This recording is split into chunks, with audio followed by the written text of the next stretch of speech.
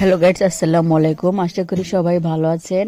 দুদিনের দুনিয়ায় আমাদের সবাই মৃত্যুবরণ করতে হবে, মৃত্যু স্বাদ গ্রহণ করতে হবে, এটা আমরা সবাই জানি। তবুও রং তামাশায় মেতে থাকি। তো এখানে আমাদের আজ আঙ্কেল আন্টির মৃত্যুবার্ষিকী উপলক্ষে মিলাদ পড়ানো হয়েছে আর বিরিয়ানি খাওয়ানো হয়েছে, গরু গোশত বিরিয়ানি রান্না করা হয়েছে।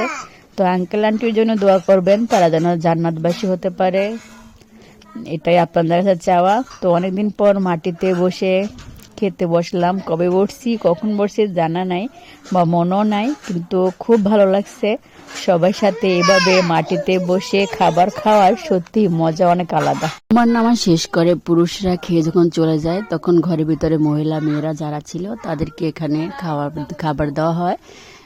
আর দেখেন গ্রামীণ পরিবেশ তো খুবই ভালো লাগছে। আর এইসব খাবার গ্রাম ছাড়া পাওয়া যায় না, এরকম মাটিতে বসে খাওয়ার সৌভাগ্য হয়ও না।